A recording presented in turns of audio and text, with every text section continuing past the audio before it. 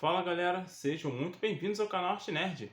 E vocês estão notando que as coisas estão bem melhores agora, né? O cenário tá voltando.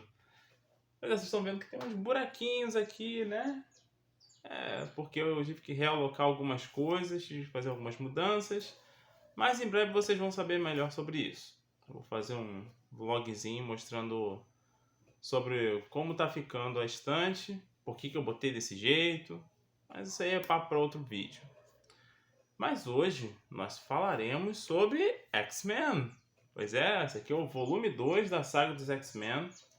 Aqui tem 4 histórias, duas são sequenciais e outras duas são um pouco diferentes. Mas a gente vai conversar sobre o assunto depois do seu like. Isso aí, deixa o seu like, comente, compartilhe esse vídeo com seus amigos. A gente tem falado aqui bastante sobre o mundo dos mutantes, especialmente sobre a saga dos X-Men e mais um título que é o X-Men Lendas. Em breve vou trazer mais um vídeo sobre isso. Então, nos ajude aqui no canal para que o YouTube consiga levar mais dos nossos vídeos para outras pessoas.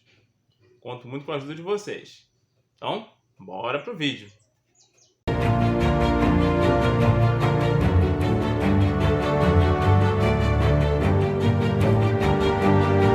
Então, pessoal, aqui nós já temos a conclusão do que acontece no volume 1. Para quem não lembra, o volume 1 fala sobre o que está acontecendo no período pós-morte da Jean, né? Que era a Fênix Negra na época.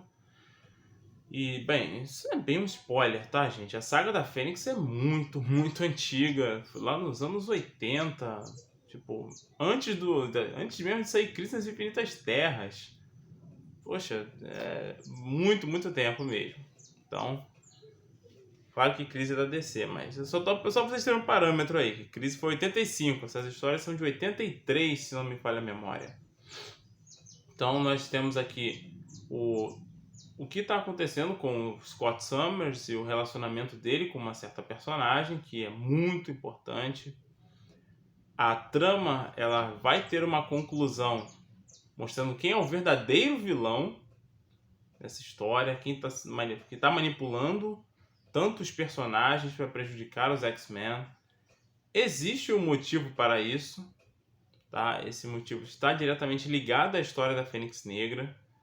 E em breve vai ter esse vídeo aqui no canal, já tem essa saga. Muito em breve eu vou trazer para vocês, que realmente é um quadrinho essencial para você conhecer mais do universo dos X-Men. E, bom, na minha opinião, essa história foi boa? Foi. Esse arco de história, ele realmente pegou bem. Eu meio que já tinha minhas dúvidas sobre quem era, né? Já tinha meus palpites ali sobre quem era no primeiro volume e esse palpite se confirmou. Confirmei o palpite, acertei quem era o vilão, mas eu não vou contar para vocês. Não vou contar, vou deixar para vocês lerem para descobrir quem é.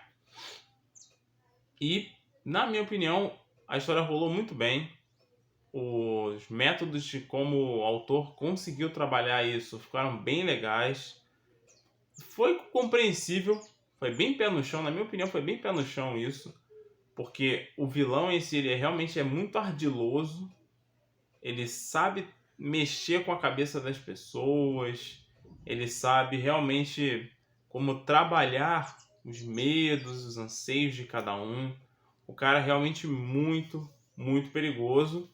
E ele soube utilizar muito bem o poder dele. Claro que em determinado momento os nossos heróis vão descobrir quem é e um plano vai ser formado para poder resolver a situação. E que, sinceramente, na minha opinião, foi muito criativo, tá? Eu achei muito criativo isso. Achei a ideia arriscada, mas dentro do universo de X-Men, os riscos são todos os dias. Se você é um mutante, se você sai na rua, você corre riscos. Então, na minha opinião, isso foi uma ótima estratégia do Chris Claremont. Eu gostei bastante dessa história. E o fechamento dela, para mim, foi muito bom. Foi muito positivo, foi muito legal. Aí nós temos ainda duas histórias a mais. Duas não, desculpa, são três, né? Uma é do X-Men anual 7 de dezembro de 83, que é a Caça ao Tesouro. A X-Men Gold, número 1 de janeiro de 2014, chama-se Eu Sou o Kit Pride. E Renascimento, de X-Men Unlimited 39 de 2003, janeiro de 2003. Essas três aqui, caso a de dezembro de 83, porque ela estava fechando o ano, eles queriam fazer alguma coisa mais divertida, provavelmente. E realmente a história é bem divertida, ela se mescla com outros personagens, né? Aparece de tudo, Vingadores, aparecem outros personagens para interagir com os personagens principais da história, com os X-Men. E é bem legal, é bem interessante. O desfecho eu achei muito inteligente, porque não foi algo que você poderia resolver apenas com força bruta, mas com inteligência, com diplomacia. Isso eu achei muito legal. Foi uma ótima estratégia. O Chris ele consegue realmente trabalhar todos os personagens da história. Ele tem, sei lá, vamos botar aqui no grupo sejam de 10 pessoas, ele consegue utilizar cada um deles para uma determinada situação específica e utiliza muito bem. Já as outras duas histórias, no caso a da Kitty Pryde, ela já trabalha realmente com foco na Kitty. Eles pegam um período seria dos anos 80, né? Esse período dos anos 80, e mostram, só que com uma arte mais atual, com colorização mais diferenciada, né? Mais atual mesmo, mais utilizada na época, e foi lançado, se não me engano, foi 2014, né? Isso, 2014. E deixa tudo muito mais moderno, o que chama mais atenção de leitores mais jovens, que eu achei bem legal, porque eu notei essa diferença na arte, eu pensei, caramba, mas essa história não parece ser dos anos 80, mas está ligada aos anos 80, é realmente um tie-in. E eu achei bem legal essa história, bem interessante o ponto de vista da Kitty sobre os personagens que atuam com ela, né? O Ciclope, a Tempestade, o Noturno, a Vampira, o Wolverine. Ela tem uma interação diferenciada com cada um deles. Isso eu achei muito interessante. A Kitty Pryde, ela é uma personagem muito importante nos X-Men. Desde quando ela ainda era uma adolescente, quando ela entrou na equipe, até o período atual, que ela já é uma adulta, ela já tem uma equipe própria até. Nos quadrinhos atuais ela já tem uma equipe própria. E, sinceramente, ela é uma personagem sempre teve um potencial muito grande. Tem até uma história que eu li nos anos 2000. Cara, é fantástica.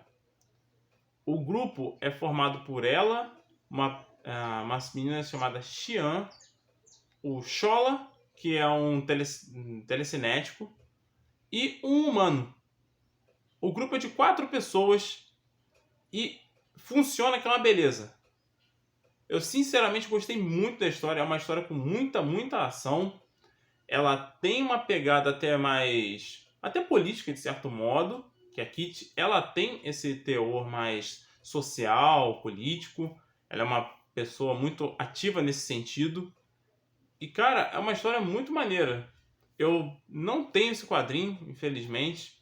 Um dia, quem sabe, eu acho essa história para poder reler, porque vale super a pena. Cara, muito legal. E a última história, ela é focada na Tempestade. E mostra por quê. Não sei se vocês conseguem ver aqui, mas aqui tá a Tempestade logo no iniciozinho que ela entrou nos X-Men, na segunda Gênese. Ela tinha um cabelão e tal. E aqui nessa história atual, ela tá com esse moicano. E aqui explica o porquê dela estar com o moicano. Porque a Tempestade ela teve várias fases nos quadrinhos. E essas fases eram demonstradas em muitos momentos pelos seus cortes de cabelo, pela sua vestimenta. Seu estado de espírito mudava, seu modo de pensar mudava. E isso foi se alterando. E nesse período aqui ela está mais radical, e ela é a líder dos X-Men. Então ela está bem diferente da Ororo Monroe que ela foi no início, e até mesmo num certo período dos quadrinhos ela também mudou bastante. Nesse período ela mudou bastante. E aqui ela mudou mais ainda. E cara, É interessante a história. Você percebe um pouco mais sobre o passado da Aurora, o trauma dela, a, o medo dela de lugares fechados, né, claustrofóbica. Então, é bem legal essa história. Esse quadrinho aqui, ele é meio longo, né? Na verdade, a maioria dos quadrinhos de Saga, eles são mais longos, tem por volta de 150, 140 e poucas páginas. Cara, é um quadrinho muito legal. Esse volume 2 foi muito, muito bom. Tem mais coisa, tem muito pano pra manga ainda, muita coisa pra acontecer. Apesar, né, do... Desculpa pelo barulho da moto, gente. É uma tristeza isso. Apesar deles darem um fechamento na história, especificamente eles dão um fechamentozinho na história, eu acredito que muitas coisas interessantes e importantes vão acontecer ainda. E olha, a situação vai ficar bem interessante, bem crítica até para os X-Men, como sempre, né? Mas, na minha opinião, vale super a pena. Quero mostrar um pouquinho aqui para vocês as artes. Essa aqui é uma delas, eu achei bem... Essa capa é muito legal.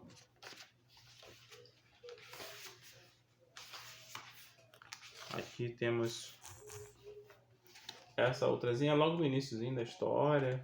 Tem lá muitos spoilers. Mas agora eu vou mostrar para vocês como é diferente a paleta de cores. Apesar de serem os mesmos personagens, a paleta de cores muda muito para essa história de 2014. E da mesma forma para essa aqui de 2003. Mas ela eu achei ainda mais parecida com a dos anos 80. Não sei se o artista ele tentou emular, né, o que aconteceu, a arte do desenhista da época. Essa aqui, que é de 2003, deixa eu ver. Não sei se vem dizendo aqui. Acho que só no finalzinho mesmo.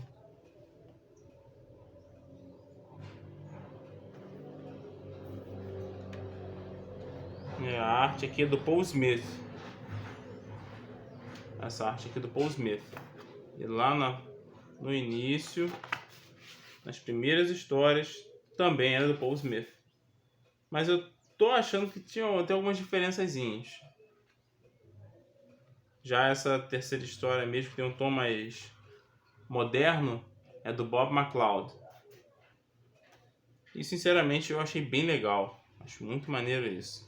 Tem até umas capas diferenciadas. Umas capinhas extras.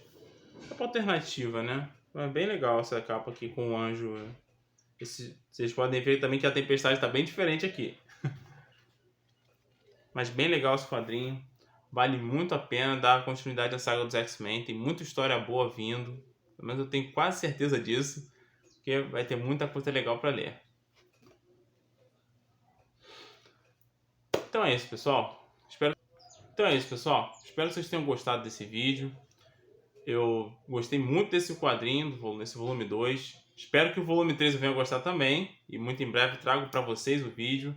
Não se esqueça de deixar o seu like, comente, compartilhe esse vídeo com seus amigos, que isso ajuda muito aqui o canal.